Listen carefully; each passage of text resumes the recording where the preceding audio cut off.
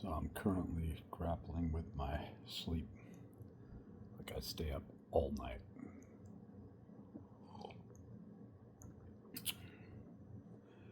I got some sleeping pills. Not the best thing, but it's the only way to really knock myself out. See how that goes. I think it's mainly Dramamine. Got it from Walmart. It's like a cheap, like a Rite Aid thing or something like that. That it's like a no, it's like that drink. Can't remember. It's like an Ensure type drink, and I guess they make sleep medication. All the alarms are going off, but I'm kind of broke. I don't have a lot of money to put into that. So look, years ago, I was like a well-paid trainer and a covert scientist because I was experimenting on myself doing orthomolecular nutrition, namely putting myself through major starvation cycles, setting off autophagy. This is years ago before I really understood any of these terms. And to be quite honest with you, I didn't even realize that high amounts of protein or amino acids would spike your insulin to such a degree, but it does. And that fat would be such a blunting mediator. And then I went on carnivore last year. I probably spent about a year and a half, close to a year and a half on carnivore. And I've got everything that I need to do at least a few weeks of carnivore. I got all this cheese, I got meat. The eggs might be something I avoid this time around, but I did plenty of those last time. So instead, I'm kind of going toward the flax oil, which I have also. But when you're going for aesthetics, form follows function, function into form, it really does matter. I used to think, it doesn't matter because you're healthy inside. But the goals need to be not of a superficial. So you should be looking the other way and not be oblivious to the fact that people are attracted to the carnal. Just because you get old doesn't mean that goes away. As soon as you're hitting these phi standard,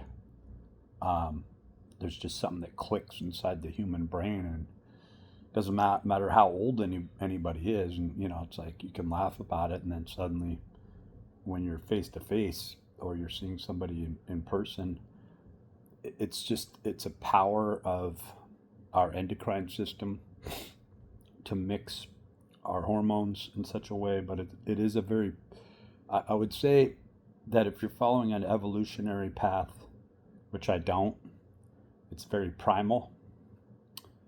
But I think the primal has been engineered into us and amplified to such a degree that we become prisoners to it. And then if we're capable of having the willpower to mute something, you're not going to be getting, kudos from a capricious God that says, oh, you survived the desert, or, like John the Baptist, you were able to fast on wild locust and honey. I used to make that as a point where I'm like, wild honey, wow, that probably peaked your insulin out just perfectly, and then you ate the locust, which was like a very lean form of full spectrum protein.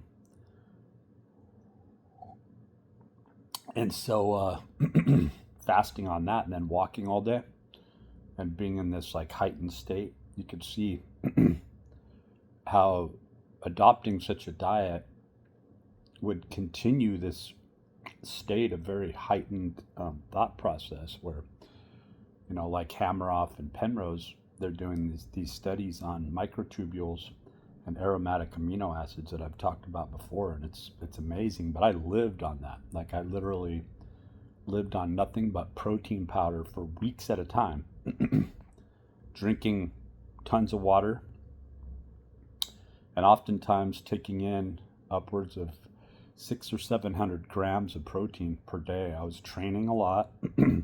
I needed the calories, but there was a point where I didn't want to eat anything else. Any sort of food bogged me down, made me tired, and I realized this is the key for me. And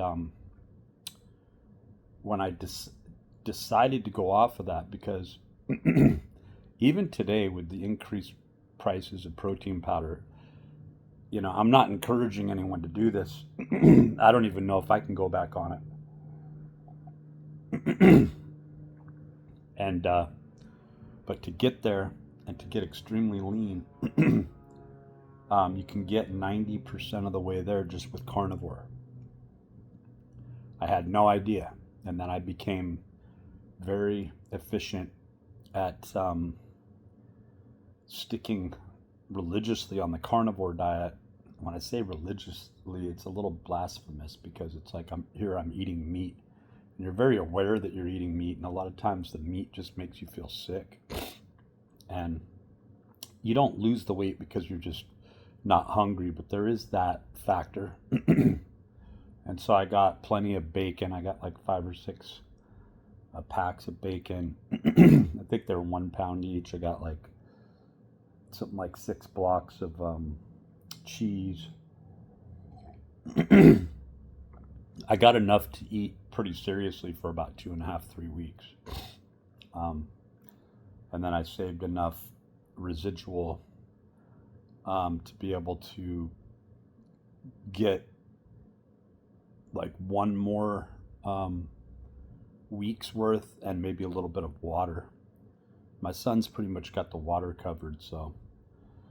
And I follow a very strict plan, but I also know that just like with sleep, it's like, even if I'm not drinking coffee all the time, I'm not able to sleep. It's just, it's an issue for me. It makes me inert, it makes me lethargic. It destroys my life, and then it's very hard for me to get going. And particularly because I get into these states of mind where I'll just like study and research. I've been very much into Jason Riza Georgiani lately. It's something that I kind of, I would go on and off with studying him, and then I would kind of go, this doesn't really resonate with me. Even though I understand where he's coming from, and I don't dislike the guy at all. In fact, he's very credible. He throws around his PhD a lot and talks about that, but he talks about that to the same passion and depth that he talks about all of his research. And if I did spend money on some books, which it's been years and years because I just don't trust it, I'm like, now that I'm moving, where the hell are my books going to go? I lost like several $100s in really awesome books that I would study over and over again. Mainly nutrition, fitness, physiology, kinesiology. And then I was starting to really, I probably would have a lot of books on philosophy by now. I'd have a whole library if I could. It's just I'm always moving around, so I never know. So this time around, knowing that I walked 1,400 miles indoors and realized that, oh, this is what I'm doing wrong. You have to oxidize. But if you want to slow things down while you're on the carnivore, lifting is probably a great way to slow things down and and burn fat. I'm not going to say you can spot reduce site specific, but I am going to tell you, if the blood flows through certain areas, you're metabolizing. Everything's based on thermogenic. Calorie is a measurement of heat. Anyone who debates that hasn't done any sort of body building or body sculpting, which I spent like 30 years, 35 years doing. Maybe more. Yeah, maybe more like at this point, like 40 some odd years on and off, where I took it very seriously. I would 22 years ago, I would chart. 23 years ago, I was doing video logs, and I should have saved those, but it was like, just like I erased all my video logs that were that I'd gotten a lot of views on, and would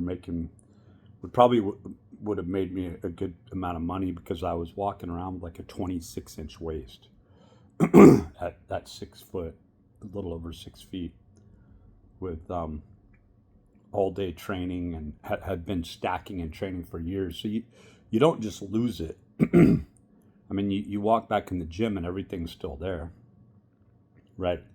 A lot of the averages and the norms, when you train for years, you can go out of the gym for years and you still have the motor neuron recruitment, but you can really hurt yourself because you don't have the fascia changes, the tendon strength changes, any anomalies that you have. Like, I've got some hip problems that I was born with, where I have like an anterior tilt, not a posterior tilt.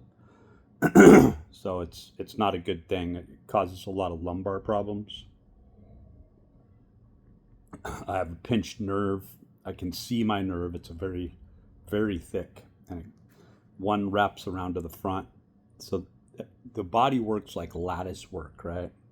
And the weaker your core is, the weaker your pillar is, which I have a certification specifically in that training through National Academy of Sports Medicine. I've had like 25 certifications active at one time. Like, literally, I would say that, and then people would be like, what? And they'd be like, I didn't even know you could get those. And I had a book with all my certifications. And then I went through this thing where I was going to burn all of my vanity. And so I got rid of them, and then I was scrambling around later to try to get copies of them. And I do have some crude copies of all my old certs. I still have 7 active certs, maybe even 8. I've got 3 through National Academy of Sports Medicine, and then 3 lifetime certifications through Nesta. So that's always been my hope, is to get completely focused. But what I do, and the issue is if I'm diverted at all, if I'm not living it and swimming in it, eating it, breathing it, I'm not the type of person that just goes in halfway with anything. So there was a lot of problems with motivation, but to be quite honest with you, it had a lot to do with people in my life, issues that they had, that caused me to deviate so many times, that I had left so many really good jobs. Many of them were $100,000 a year jobs. Even one was bordering on a $200,000 a year. Very prestigious. I've won a lot of awards in training. I've had a lot of very notable clients. I've done thousands upon thousands of sessions that I can like visibly show. I was going to be putting money directly into a college education, but I ended up paying for some medical bills for, let's just say, family. I'm not going to go negative here. And I decided not to at the time, even though I had the college, and I could have done it.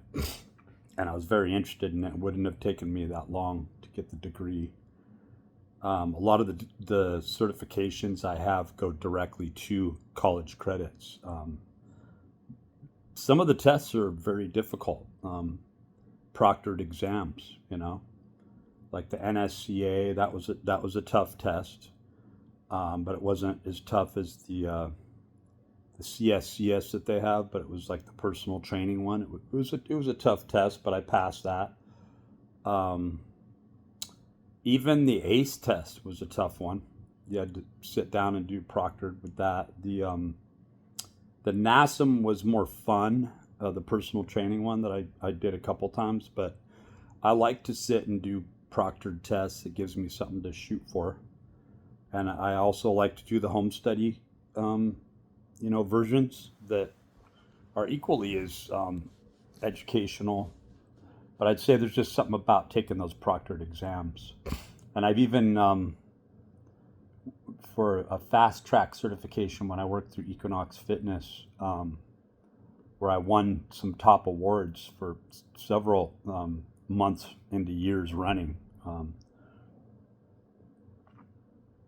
I passed a course that a Stanford professor that ended up getting fired. I don't know if it was for this reason, but it might have been, where he like borrowed one of the tests.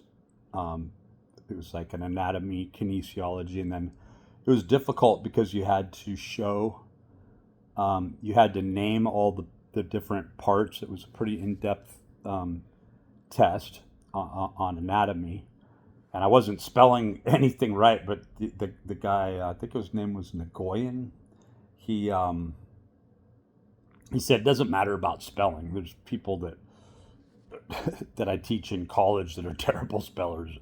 It's about me knowing whether or not and it's like you have everything down there, you pass that, and then I think that there was like a second tier to that test or something. It was a difficult test.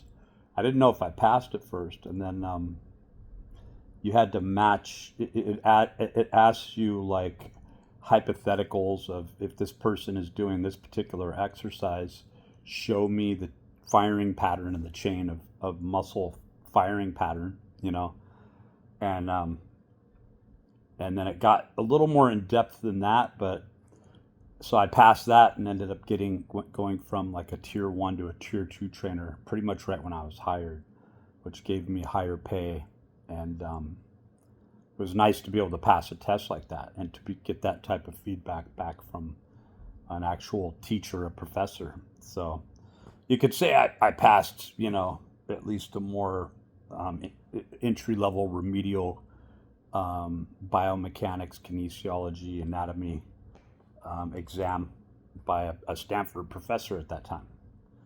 But like I say, he was let go of soon after that. I don't know if that was why, but it very well could have been that he wasn't supposed to be using that for extracurricular business purposes, and he didn't realize that there were so many people that probably worked and went to Equinox, which is across the street from Stanford University. So I was very engrossed in what I did. I studied all the time. I loved taking certification courses. Like I say, I had multiple certifications that I had to keep up a tremendous amount of CEUs on, continuing educational units. But I liked it. But there was too much going on in my family and then personal life. And I was also not eating any food pretty much, and I needed to be focusing 100% on, I was trying to be Superman, and it just all fell apart. And then when I'd add one more thing on, it was just like this complete and total exhaustion. I've got post-traumatic stress disorder beyond imaginability. I've got a lot of issues with my nervous system, to where I really couldn't go back on such a nutrition plan, even though it's a healing plan. The willpower and the stress, ironically, was not something that I could go into. And then I had some very strange, esoteric, arcane, liminal experiences where I was trying to go beyond this sort of, I was studying a lot of Nietzsche. I'm not blaming Nietzsche, okay, but I was studying a lot of that and getting into the areas of transcendentalism and metaphysics and loving the research, and really just trying to find a way to fully develop, to become a more whole human being. That was something that I really grappled with. I ended up not having time to really develop those areas of myself, and college school isn't a big deal to me. I'm not somebody who has to have a degree. I could have multiple degrees. I know that, the way that I think, the way that I study, the way that I research. I mean, everything that I do all day, I love to, theories of everything with Kurt J. Mungle. I try to write, abecedary type papers on all sorts of things, learning about physics equations, studying Dr. Michael Levin and his research. Just watched one right before I just decided to go on and do this. I love philosophy, but I'm extremely interested in, and have been for many years, and didn't realize it was ever going to pick up any sort of steam, which is I became equally and strangely a master at being able to do things like when they talk about remote viewing and all that. Um, I took it on to a whole nother level to where I expected there to be some sort of um, universal uplifting nurturing that would come my way to be able to. I know, everybody laughs about it. It's like there's no capricious God, there's no free handouts or however you want to say it. But it's like I put many years of hardcore meditation, and then going through different spin energies and things like this to where I can tell you things that others are grappling with that I've done multiple times and can do now. And there's a point, and this happened long before I got into this. There's a point when I was learning about neurolinguistic programming. And you got to understand that I don't just go into something partially. I don't even just research it. I'm living, breathing, and going through the practice. Like if I'm reading any Nietzsche, I am going on my walks and using it as a meditation. It's just in my mind. It's like I'm just digesting it, right? So it's very dangerous. The negative on that is very dangerous when I slip down and I'm not able to have that sort of autonomy and self-efficacy, that qualia. And I go into these, very dark places where I never thought that I would ever have financial problems. I knew what I wanted to do. I knew what I wanted to do for the rest of my life. There was never motivational issues. Even my evil, borderline histrionic ex-wife thinks that she knocked me out of status, but the truth is I even could have dealt with that. I even could have dealt with $110,000 um, false child support claim on my head. People that know me know that wasn't an issue. No, I wasn't trying to protest it. I really was making a huge effort where I had come into what I thought of as extra sensory superpowers, and I'm not saying that they weren't. But when you come into being able to go outside your body and to go anywhere at will, anytime, um, there's a grappling that one goes through where you're getting into this. You're having to learn things that you never really. So you're exposing yourself to the universe also. Like you're opening a window to where if you think you can just freely go in to other people's bodies and manipulate energies, if you think that you can just sort of travel and do anything and change yourself in any morphological way. And see, I was so dialed in with my diet and didn't even realize like the stuff that Hammeroff and Penrose talk about with aromatic amino acids. I would drink caffeine-free diet Coke or diet beverages in order to get the phenylalanine and I would use that. I knew that that it was an excitatory amino acid. I'd been studying the heck out of that stuff. Orthomolecular nutrition,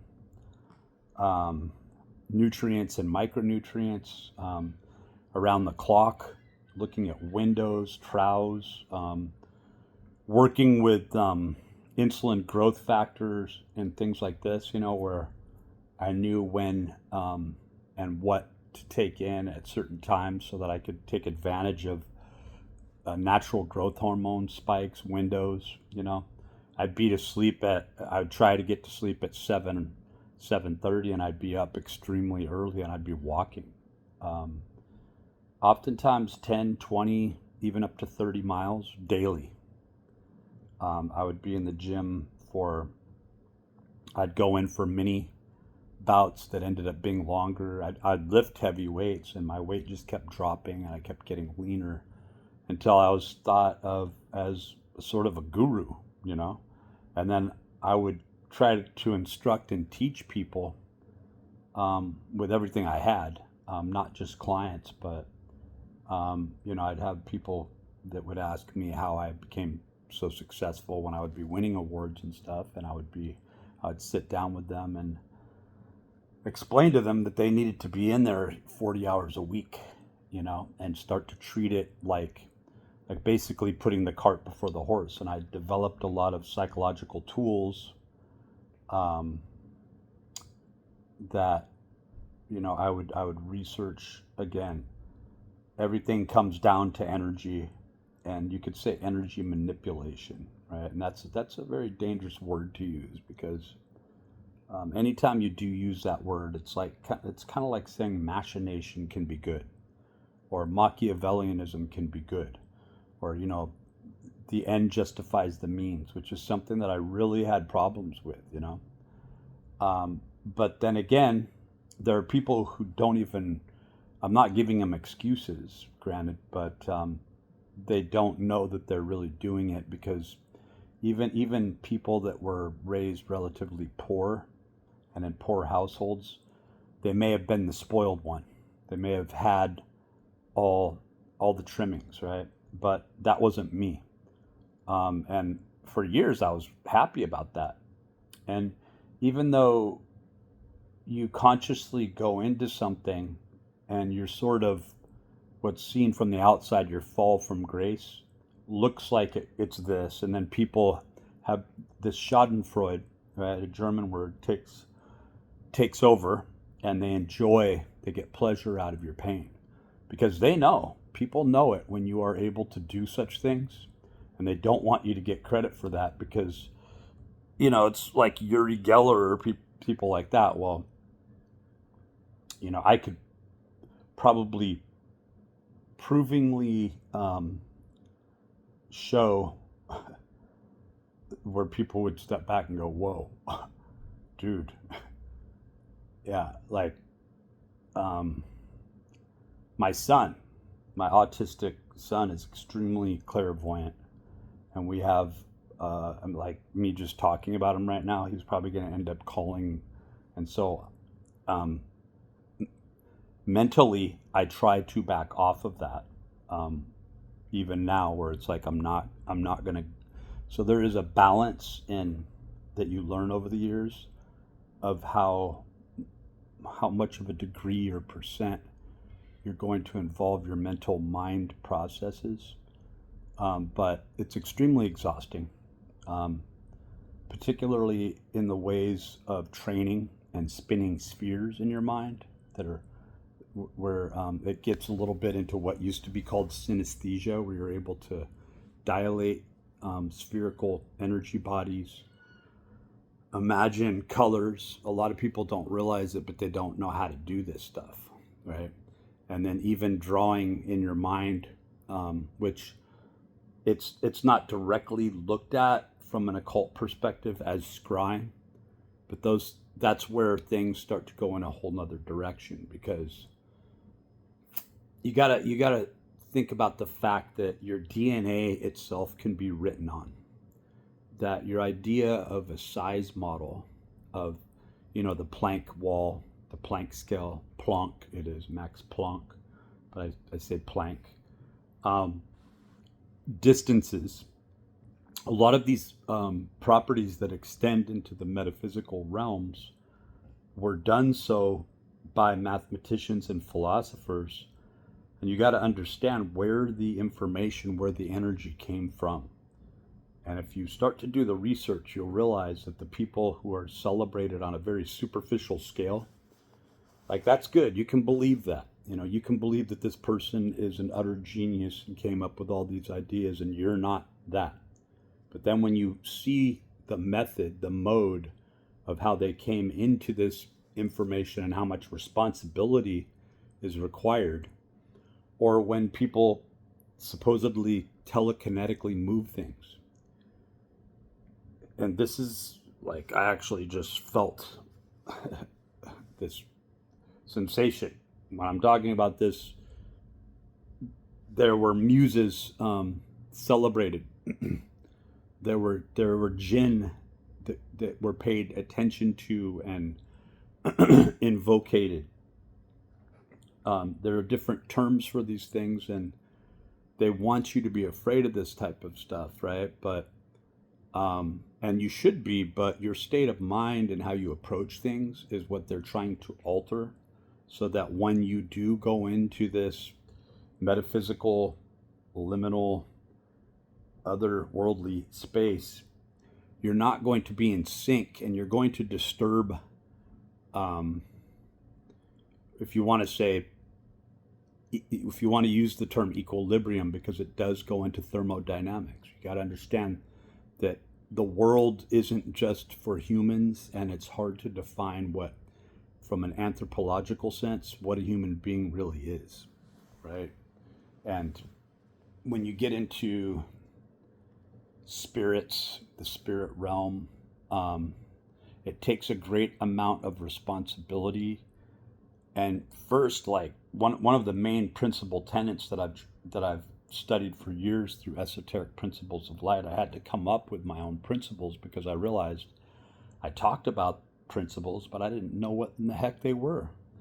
So I spent years studying and researching what that meant, and that took me into philosophy and metaphysics. And I would have read a lot of books on the occult, but every time I would watch some interview of somebody who was very well read in the occult, and I'm not going to mention any names, even though I have some people in mind. But what I will say is that I already understood how to do those things, right? I like, you can learn information from teachers, from instructors, but you have to get in line, right? And that's mainly what this video is about. You have to be, it's like a good way to think about it is literally like, the string theory, Einstein's string theory. We won't get into, deep into relativity or any of that stuff.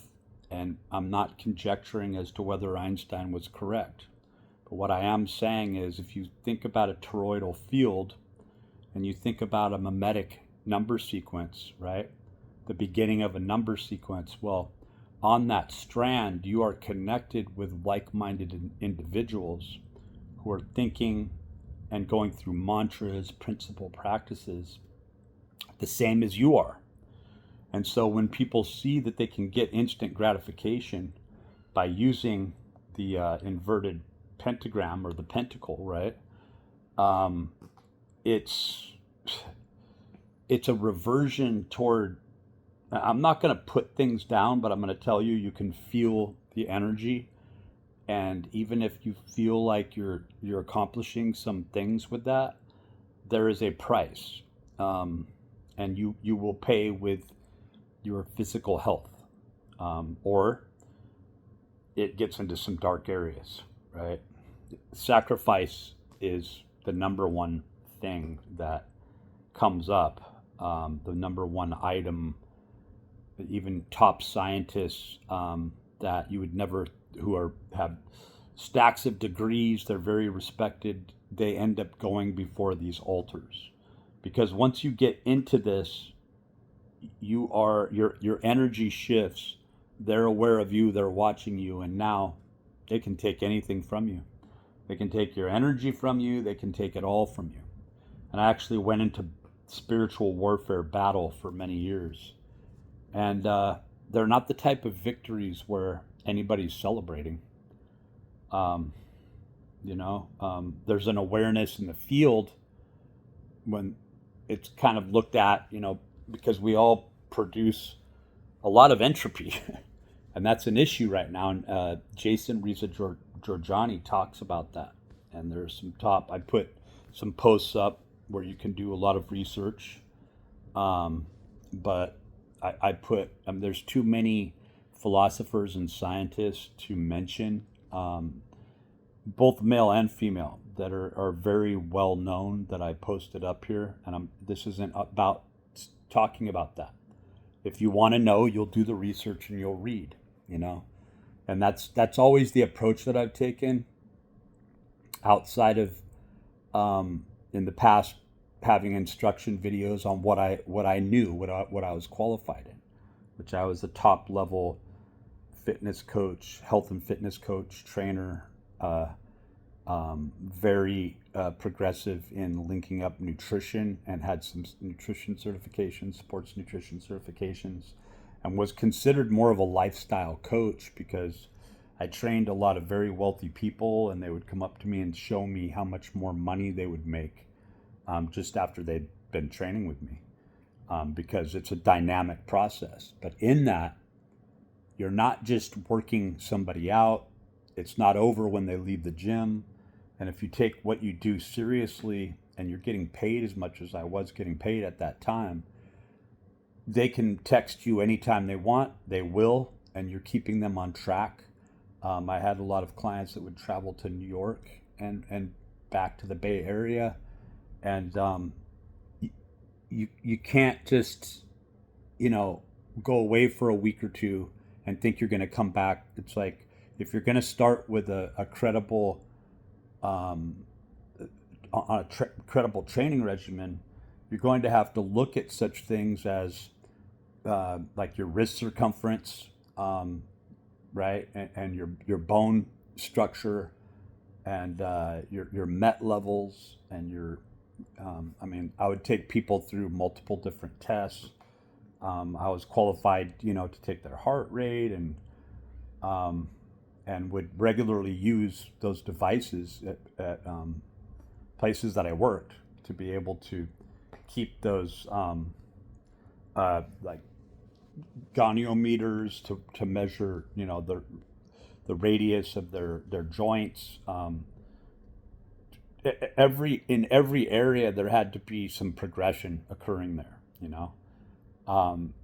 a well balanced. But then their main goal, a lot of times we had to counsel people through this. I was also a counselor. I had a counseling certification, and I would sit down with people and get into the psychology and try to understand what they said they wanted, why they wanted it, and then to work with them on a realistic plan. But oftentimes my plan was a lot more unrealistic because people would shoot low. And so a lot of my clients walked around with, exemplary bodies, like their physical form, and it was a stamp, a mark of what I did, and it would bring me more to where I had like 65 clients, and I had to give clients over to other trainers, but then I became very meticulous about that, like who am I going to put them with, and then sometimes I had to revert to asking the client what they wanted, and then to kind of like break off, like I'm not going to tell you what you want. We're breaking off this to this trainer client relationship, and you're going to go with someone else. Who would you like to go with? So I remember this very successful architect wanted to train with this very pretty girl that I worked with that was a friend of mine, and a constituent. So I was like, I asked her, I was like, Lisa, this guy really wants to train with you, but I think he kind of likes you. And she's like, okay, I could use another client, and that's good. How many days a week? And she's like, I'm used to dealing with that, right? So, but uh, working in a network, if you can't do that in society, and you get to this place where you can just see through everything, and you can see why people are motivated, and then you can even feel, if you want to, once you know how, you can feel them as if you're inside of them, to the point where you might as well just be reading their mind. And then you get to the point where you really are um, able to understand things. And then when you get into that sort of level, you realize people shouldn't be this connected. Like, once you get to this status and you're matriculating, with people who are like-minded, they'll say they are like-minded, but they're always holding cards. And when you know that, you become a liar to yourself, because you're basically being a sellout to make money, right? And the only other um, version of yourself is the asshole, right? Is to go out there, be a stickler, be very straightforward, and then that's how you get rich. But that's how you become a total asshole, and then you get into this god status, this ubermensch, god status, because you ultimately, like they say, absolute power corrupts absolutely. There's just no way to go about living in a socialized setting, especially when it's a meritocracy, and it's a capitalistic meritocracy. This is supposed to be a constitutional republic, not this deviant form of democracy, and it has caused a lot of issues, and it was designed to do so. So, um, this video is about aligning yourself with, um, like we just discussed, that you're going to be wasting a lot of time if you think that you can live in the carnal, temporal, corporeal world that is not going to change, and you shouldn't expect it to. And you shouldn't expect the people, especially when you have the ability to make someone look like they just stepped off a magazine cover, and they want to look like you at that time. Like I say, I walked around with about 3% body fat. I measured my waist at one time when I was doing a vacuum, and I think I got it down to like 24, 25 inches. And everything else was like built in proportion. So, quite literally, this girl, I was coming out of the library years ago, and I hadn't even been in my nothing near to my top condition. I walk out, I have my shirt tucked in. It's like this bright blue runner's shirt, and my waist was so small and everything was so developed that I walked out of the library, and this girl couldn't stop looking at me, and she crashed into 5 or 6 cars right next to the police station, and then couldn't believe she did that, and she drove off. Is that a bragging mechanism? No, I'm an old guy. I don't give a shit about that. What it's about is our eye is always looking for a phi or phi, Fibonacci perfection. And so it made me realize the power of the symbol, right? The and the mathematics that's involved with that, but even more so, like I say, there was a time when I had to confront this, and I couldn't deal with it even then. I didn't know anything about metaphysics. I wasn't well read on that subject at all. I hadn't done any of this mental mind meditation. I didn't know that that's really what was going on. I always sort of denied that, because it was an area of contention. I was uncomfortable about it. But it's kind of like that's the social contract that's talked about in philosophy. Um, that breach, you could say, where now you're developed, now you know, now you see, and you can't unsee.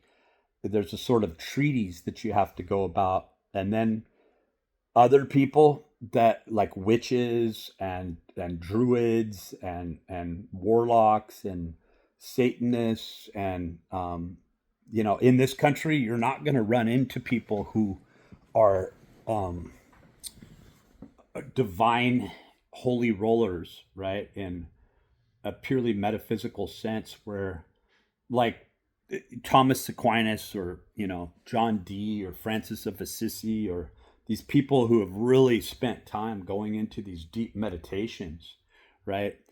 Oftentimes fasting and praying. You don't find that in this culture. It's all fake. And when you are that way, you become food for an evil swarm of spirits where it's like you have the ability to go into battle with them. Well, they're battling you. And it's kind of like, what do you do? So I spent a lot of years, and it's very exhausting, going into spiritual warfare. It sounds hokey and tacky as heck, but let's just say like the light of reason, Luciferian light, all the things that are described, a divine light, um, those things are happening all the time. You can't turn it off. There's no way you can step back once. And full development is it, in this society, it's made so that it is inevitable. If you were wanting to maintain a total level of purity, if you lived in like the Himalayas and you were able to do this, but even then, wherever there's people, you cannot achieve or maintain such a status. And I did it, and I was walking with it, and then I learned how to become very proficient in spiritual warfare to where I could take down anybody. I even went into direct battle where I knew who the person was. So when they talk about Aleister Crowley and L. Ron Hubbard, Jack Parsons and L. Ron Hubbard going into this, or Gerald Gardner, who began, or who was the conduit for Wicca. When you talk about this type of stuff, and the witches who went into warfare, right? Literally into warfare to stave off advancements into Europe. Gerald Gardner put this together, where two of the elderly witches actually passed away when going through this spiritual warfare. It's real, folks. It's real.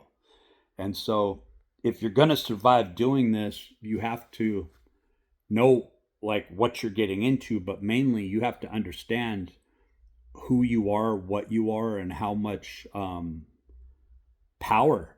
It's almost like people are totally unaware. It's as if we're batteries, right? And we have a certain capacity to charge up, input output or flow, right? If you want to use like an engine, that's probably a really crude version or rendition to approach this, but you could do that, right? So there's an input and there's an output mechanism, and all the other things are true as well, right? That have to do with a thermodynamic system, but you're dealing with raw energy that is probably what zero point energy is based on. And I personally think that it has a lot to do with nuclear force. So you have, these specific forces. Gravity is almost like Pluto, it's starting to drop off. But you have electromagnetics, magnetic, strong force, weak force, nuclear forces, and gravity. And then there's a proposed fifth force that a lot of people say, oh, there isn't a fifth force.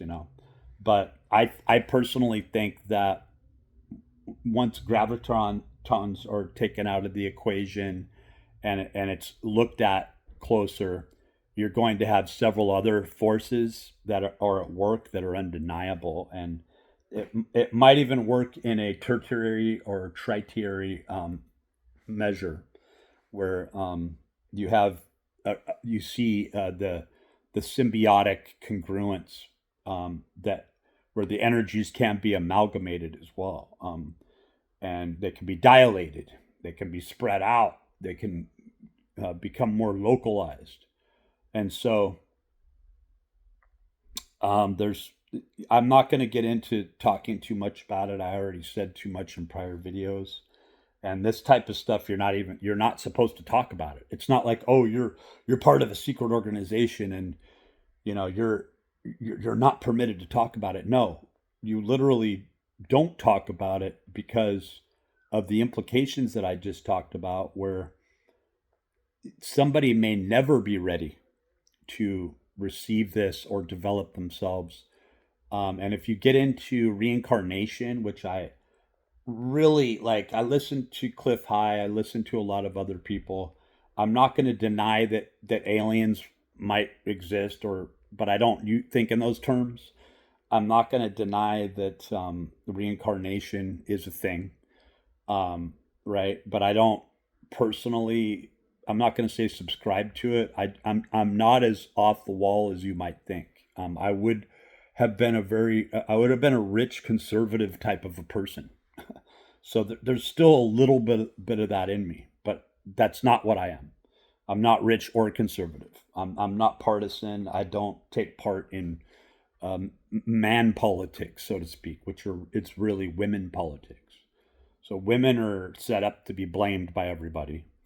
They're infiltrated by these very perverted spiritual forces. The witches and the coteries and the covens are actually doing this to little girls. They're setting them up.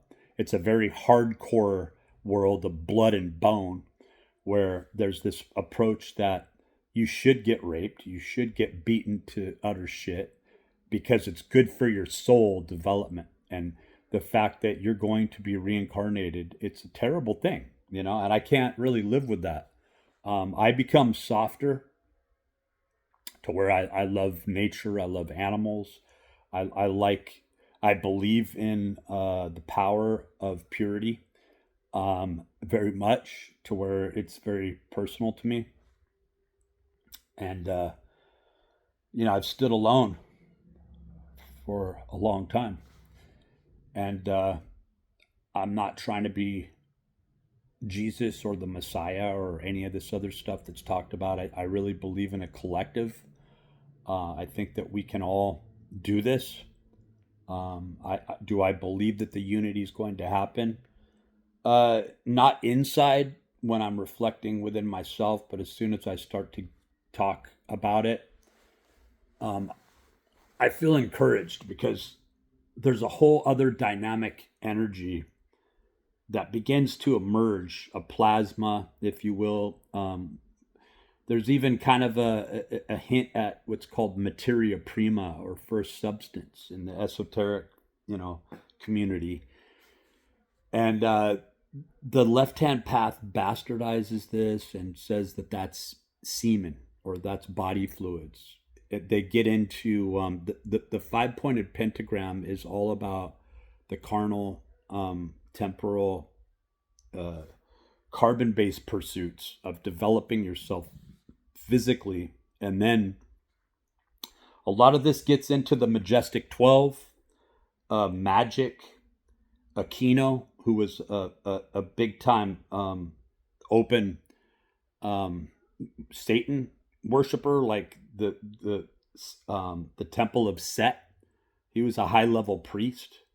If you want to look at pictures of Jacques Vallée, as nice an old French guy as he is, and everybody loves him, and there's a character that Steven Spielberg put in Close Encounters, where someone was literally playing and depicting Jacques Vallée. What you see isn't what you get. Okay, there's something very quite a bit deeper to the whole story, and I have completely failed and become extremely corrupt in understanding things, and I have gone marginally the other way, and was, I believe, born pure. I know I was born pure, to where the defilements and the impurity that was done to me was intentionally done to me by family members. And even more so, I didn't realize and wasn't coached or taught that demons can actually enter a person's body, especially young people, and manipulate their endocrine glands, their organs, their secretions. They can play you and ride you like you're a computer, like you're a video game, and they enjoy it. And so I would have witches chasing me around every single night when I would try to sleep. One time I was abducted.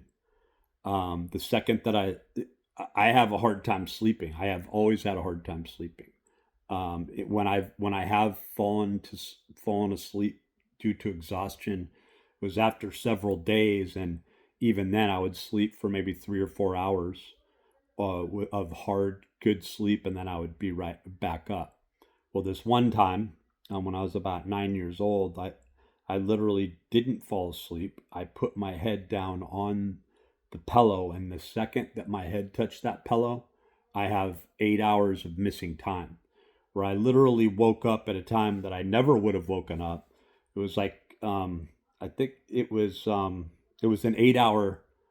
I remember specifically, and I remember what part of what happened. I was like told that I wouldn't remember, that it was put inside my memory, and if the time came, I would remember. But I actually think that some nefarious things were done to me, and that my memory was scraped, and that they can compartmentalize you and make you go into another area of your brain, to where you're not even aware of what's happening to your body. So that did happen to me. I have seen in 1991, I was walking with a friend of mine at the time who was a marine biologist who worked through Stanford Research Center. And I was walking in Pacific Grove.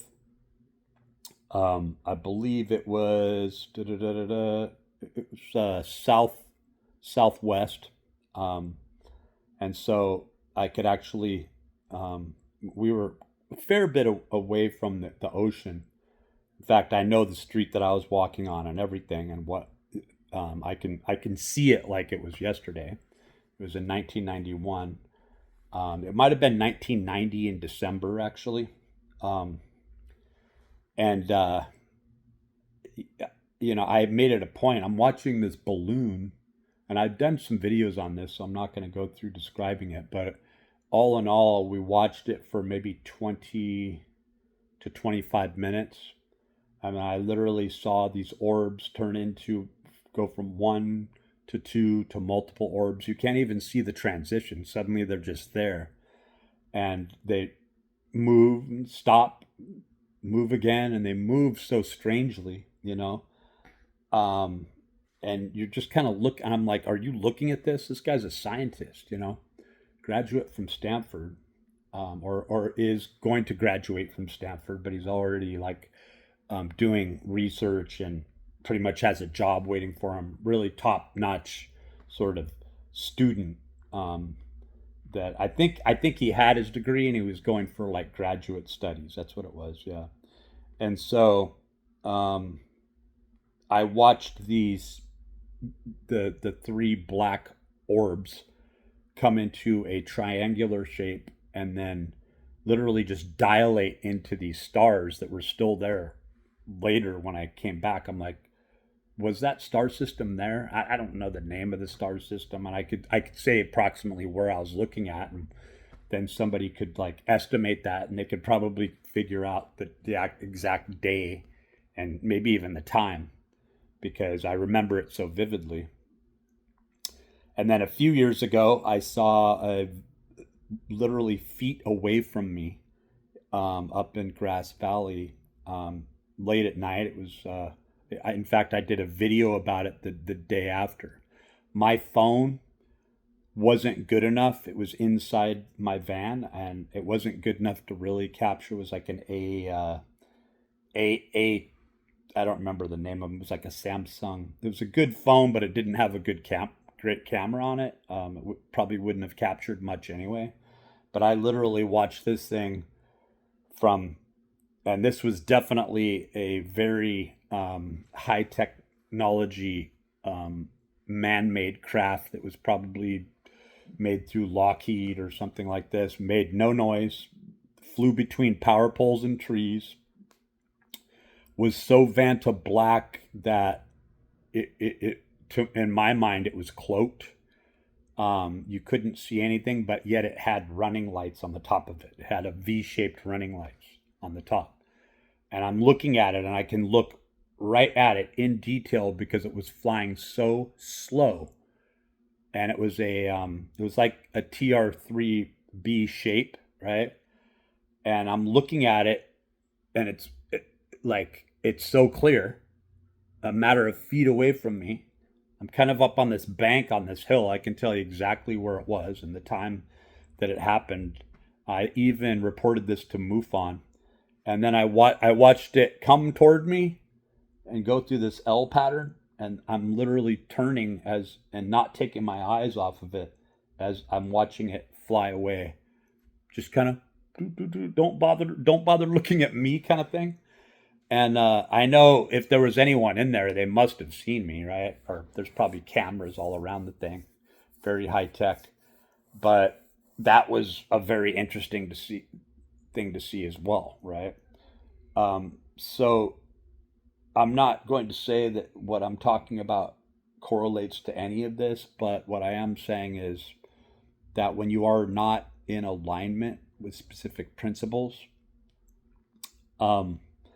that the army, the war is coming to you. It's coming to your front door. It's happening right now, and you really need to prepare your soul because your body is probably going to get annihilated along with a lot of other people.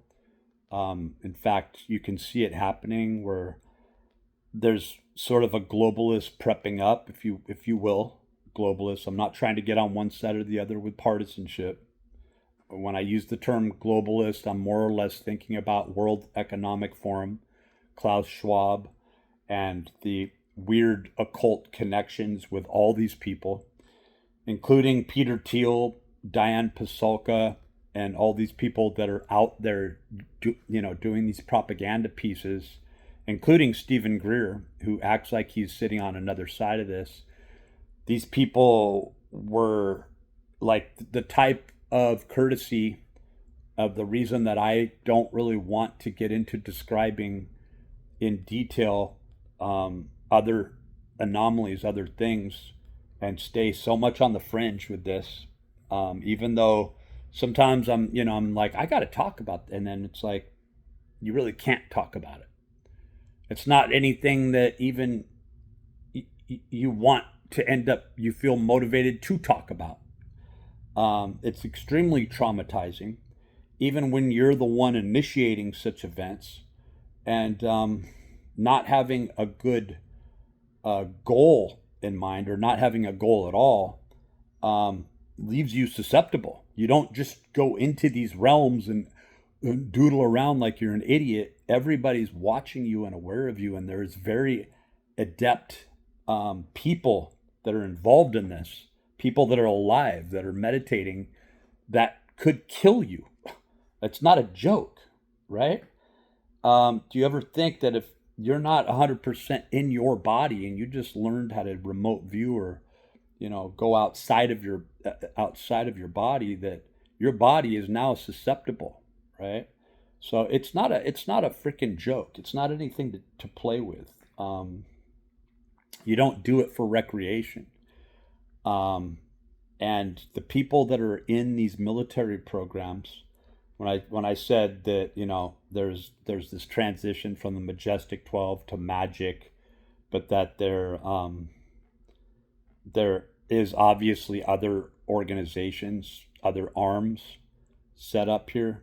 It is an army where people think that they are in some prestigious program where they've got probably moon bases and interdimensional travel, and it's like, look, I'm not like a holy roller Christian, but when I realized that these really, like, what I'm gonna say, and it doesn't even try to, this energy, let me tell you, the inverted pentagram has a lot of power here, has a lot of power.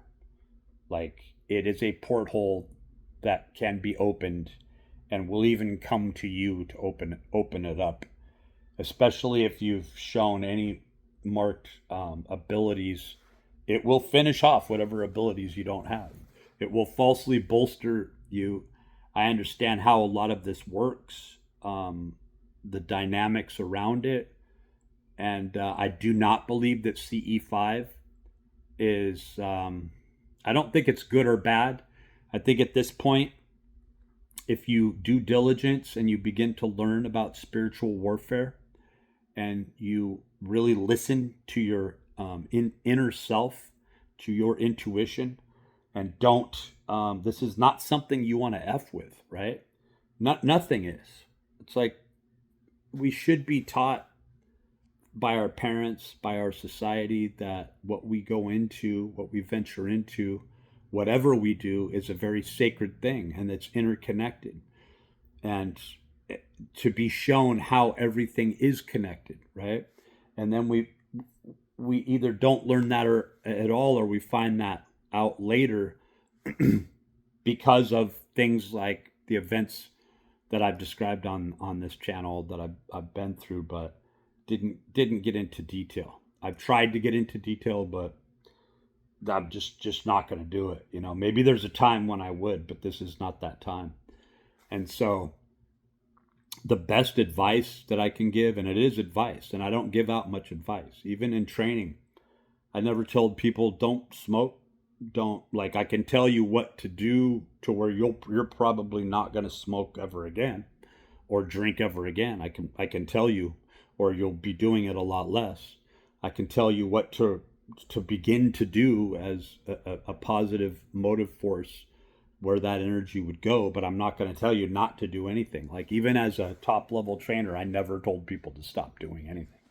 But when I am talking about this, it's the only time that I would say I can give qualified advice on this. And that's just from me. It's nothing that I can really prove, and if I could prove it, it would already be too late for a lot of people. So what I'm trying to say is align yourself with values. Understand that principles, ethics, virtues are not enough. That principles are, I don't know if I said principles, I'm kind of tired, but I meant morals, ethics, virtues, edicts. These things are not enough, right? You have to develop principles. You have to understand fundamentally who and what you are. And you have to not strive for anything outside of yourself, because that gives you less power to resonate in yourself. You have to be honest about the principles that you were blocked from, that you were diverted from, who I really am, who you really are, right? And you're going to see it'll bring tears to your heart, and those tears will end up coming out into the real world, and those are heartfelt tears that come from an emotional cathartic place. Those aren't just normal tears. When you see that your brothers, your sisters, your parents, people that you thought you really had a connection with, that they are on the left-hand path, that they have decided this, that they came down to fundamentally really positing. You're not going to be able to talk them out of it. Okay? Really positing. And this is hard felt for me, right? Is that they are aligned with the left-hand path. They are left-hand path practitioners. They are 100% aligned with what you would call as a sigil, the inverted pentagram. That pentagram gives them the power that they crave, that they even, you have to take seriously when people say that they think they're demons, right? Whether or not you believe that's true, I'm not giving it validity, or I'm not taking away from it. I'm saying what comes out of their mouths. What comes out of their mouths. Don't just dismiss it. Really take it seriously. That when somebody says, you know, I've thought about killing people, or I've thought about doing this, doing that. Look, a lot of people of the right-hand path are pushed into doing things and having thoughts, and some of them are even in prison, but they're still of the right-hand path. I've never said that one sin is going to take you. You can't change your nature, you know. If you're ever going to follow anything, and I don't like to mention this a lot, but I really do like the Nag Hammadi. I like the Dead Sea Scrolls, the Nag Hammadi. I haven't read that in a long time. I really have had a lot of joy in that, and I'm going to go back to reading that. But it doesn't make me a holy roller Christian. But it doesn't make me not a Christian. I look more at Tertullian, 2nd century, some say was the father of modern theology. And a famous statement that he made that follows me is that the soul is inherently Christian. Well, they hadn't even established what we think of as Christianity. Don't you understand? All the canons weren't even in the Bible. Like, the term Christian really is about you. It's about you. It's not taking the Christ outside of you. It's not taking the disciples outside of you. It's not a trick, a neurolinguistic programming trick to take something that's inherently within you, part of your soul, outside of you. So when I say this, I'm telling you that you know you're of the right-hand path. You know what you believe. Stop giving it names, right? Stop. If a name comes to you, then it's not some manipulation that's told to you. Don't go preaching to other people, even though it's a divine experience, until people are around the table or they're talking about war stories, and it's like, I can identify with that. I had the most profound experience, but also this is what creates separation, where people will go, I know, I feel that you are a pure, focused person in your soul, but I also, hearing you tell this story, that's witchcraft, and it's like you're almost better, because there's this line, this thin line that becomes a canyon, it becomes a chasm, right? Like when you get closer and you pan down topographically, what appears to be just a crack between two places is in fact a chasm that's going to get much wider still. And there are certain people that probably in the coming months, or at least the coming years, you're never going to see again. And it's going to be such a harsh hit on the human psyche that things that we thought of as being healthy or unhealthy and toxic, you're going to have thrown in your face. And I'm not just talking about having to walk over dead bodies or see groups of people carrying other people off and raping them, and the smoke is everywhere and fires are burning, and there's not even any sort of fundamental governing system. Countries have been toppled over. The atmosphere is completely polluted. You got nowhere to go. Any idea that you have had of buying Valcombe bars or carrying around gold, that shit was taken right away, and you're lucky you got away. And you might even be missing a limb, or have a concussion, or really be fucked up. You're starving, and you're gonna have to align yourself with the principles that you stand for, that you are, on such a fundamental scale that there is no question. You know who you are. It doesn't matter the sins you've done. This world is a labyrinth of sin, right? It doesn't matter what xenophobic ideas your bodysuit has gone through, or what racist remarks you've made. All that's going to disappear, right? The people you were drinking beer with, talking shit on other people with, you looked like you were one of them, right? But when the chips are down, this society was set up in such a way that there was nothing else for you to do with that other person. It is such a narrow gauge, right? That is going to get, like I say, that chasm is going to get a lot wider. And it's happening right now as we speak. We are in it. If you want to call it last days, tribulation, I'm not going to put those types of titles in it, but I will say it carries that sort of lofty weight. It really does. It might as well be. And just aligning with your principles, you're most likely still going to be alive, but you will no longer be in your body. Your body is going to get effed up. It's going to die. It's inevitable. Where are you going to be? If you can leave your body, where's the consciousness? Right? If you have trillions of microorganisms living in your body right now, if you can say that each lobe and area of your brain distinctly kind of has a different persona or personality. Somebody, a psychologist, Berkeley psychologist named Ornstein, I liked to study his stuff many years ago, but he had these little gnome sort of depictions.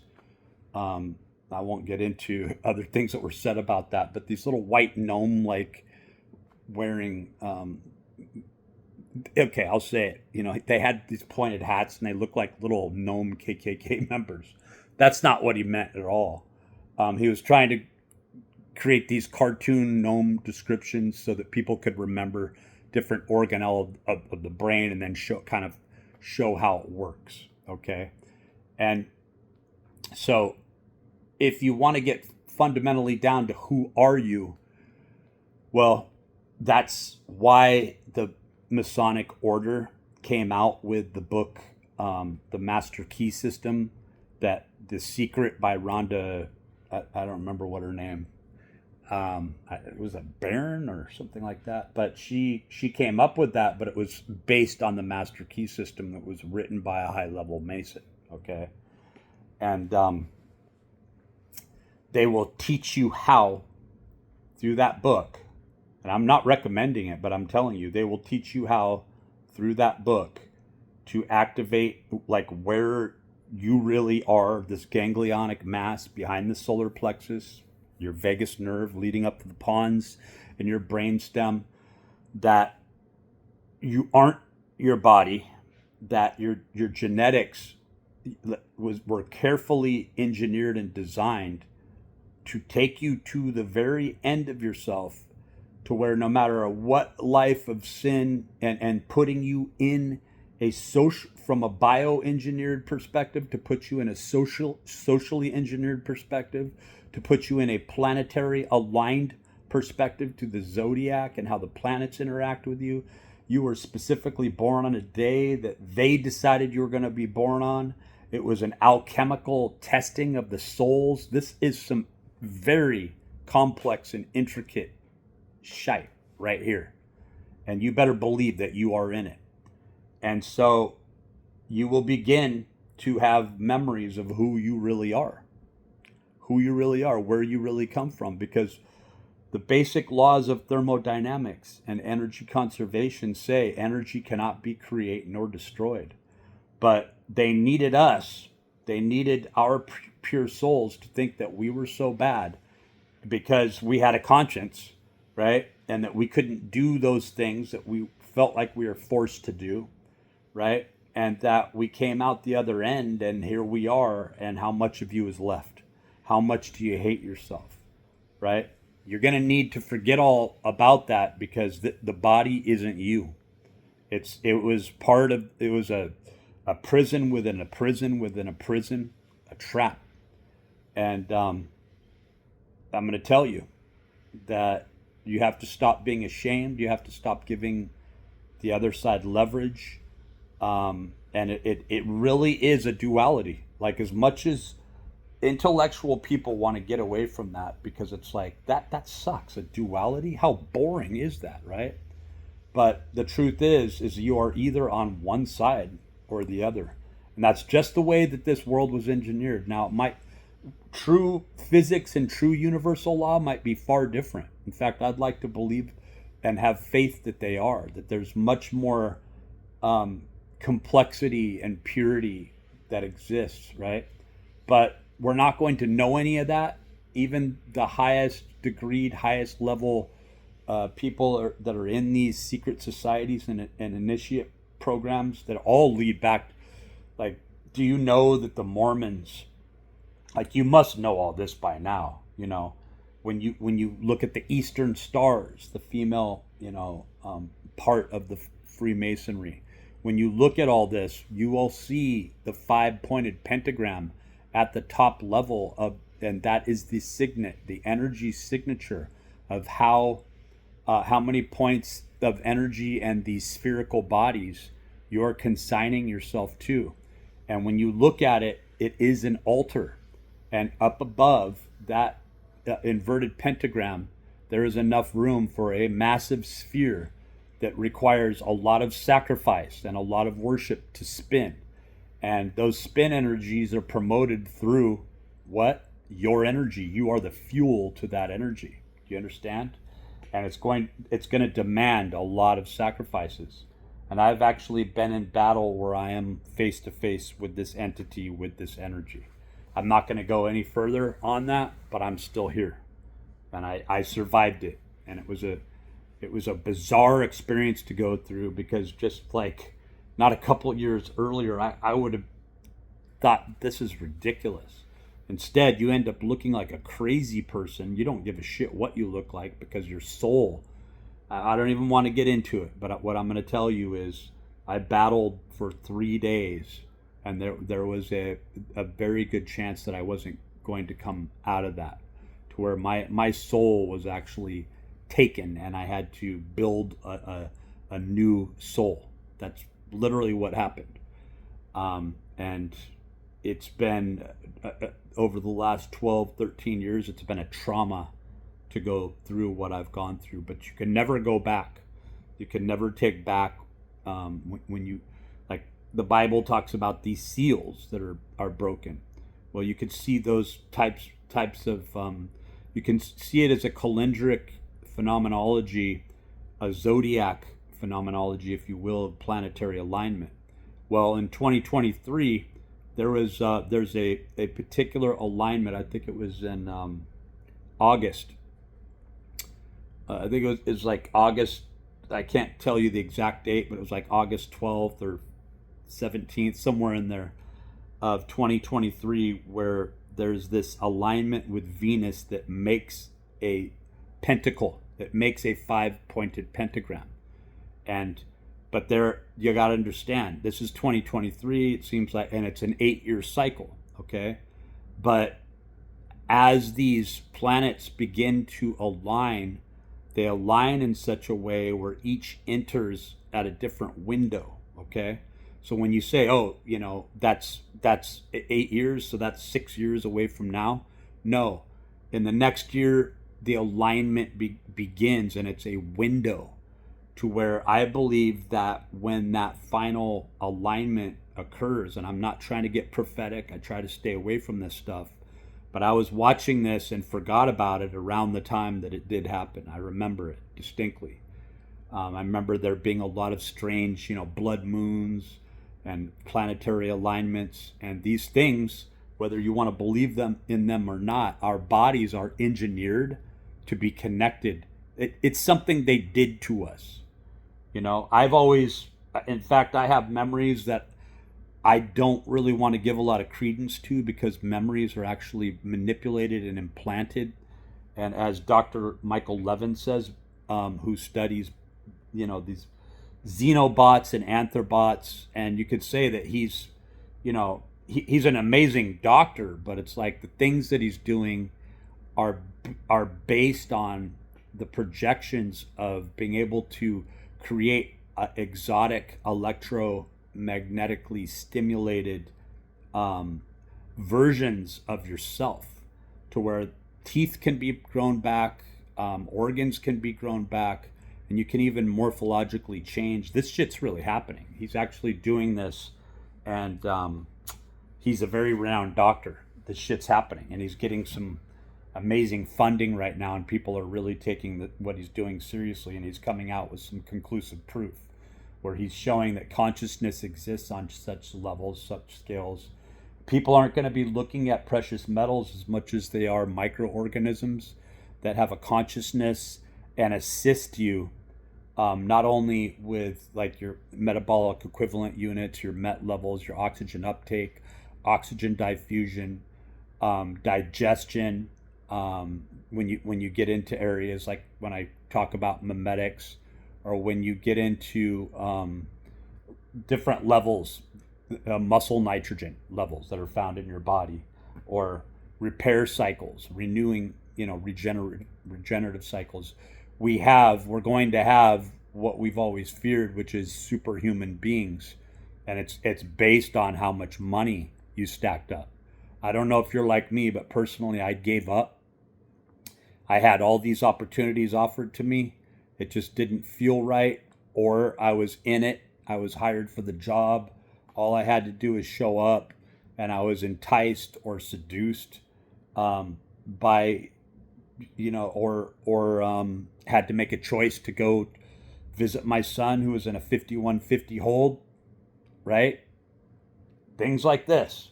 There are choices that you make, and these choices are basically what really matters.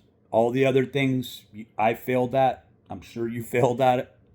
And the whole idea is to reduce you to where you feel and think and resonate with, and begin to resonate with the fact that I'm a lost cause, I'm a loser, I might as well go to hell. Well, when somebody that actually has a soul goes to hell, as opposed to these mechanical weirdos who basically give up their soul and they share a sort of singular soul or soul energy, right? So it's very different. Like, the fact that you have a purified soul that's going to, once you're no longer bound in the constraints of this body, you're going to go back into that purified state. And that is why you have to practice building your energies up. And there's very little usable energy here, right? So I typically, especially in the past, draw in as much energy as I can, but the energy has to be filtered. It's kind of like going to Mexico and drinking the water and getting Montezuma's revenge. It's like you're going to have to think ahead about how you access and derive this etheric energy. But you're going to need to build your soul up.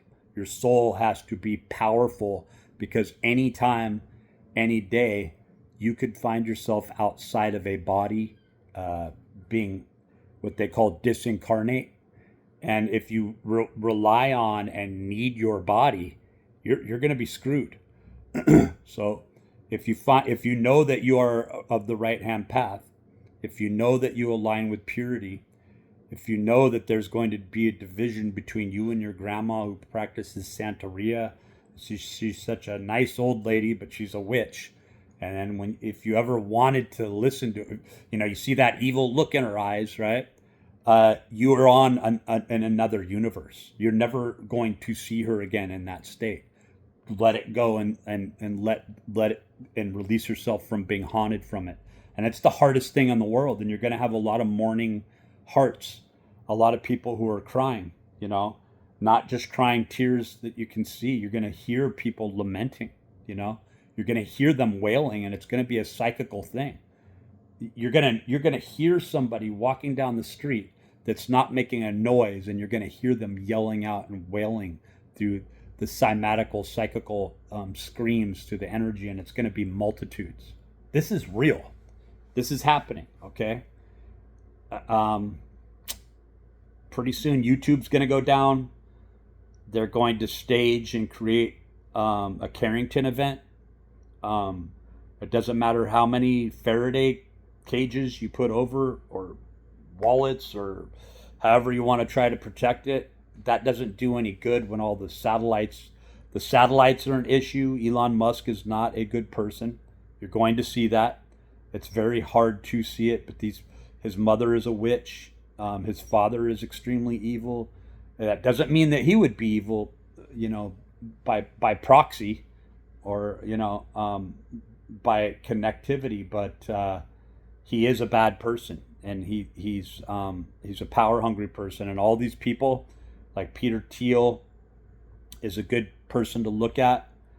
He believes in this cult that's linked up with Gary Nolan, Diane Pasulka, Tim Taylor, all these people would deny it adamantly, but they believe in an elite. It's an elitist organization, an elitist cult of the super rich, or the super gifted, the super talented, as they like to think of themselves, even though they've been given everything and they consigned to this very dark energy, and that's why they have everything.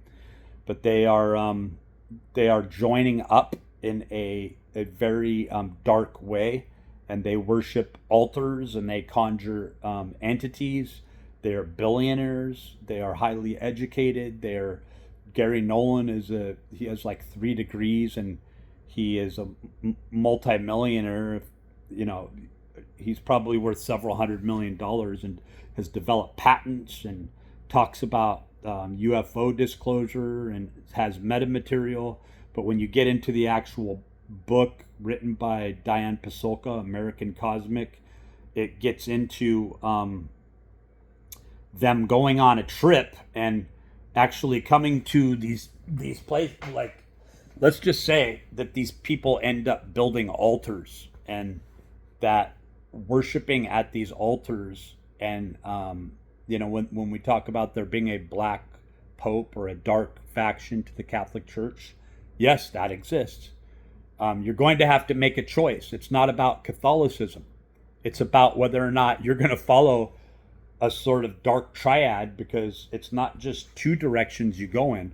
If you choose nothing, you're going to be, and you're still alive, it's either die and become a sacrifice, or align with us, and then by proxy you will be joining up the left-hand path. So you better have your principles in alignment. And if you want to survive, you're going to have to learn spiritual warfare. I'm not effing around here. I'm telling you.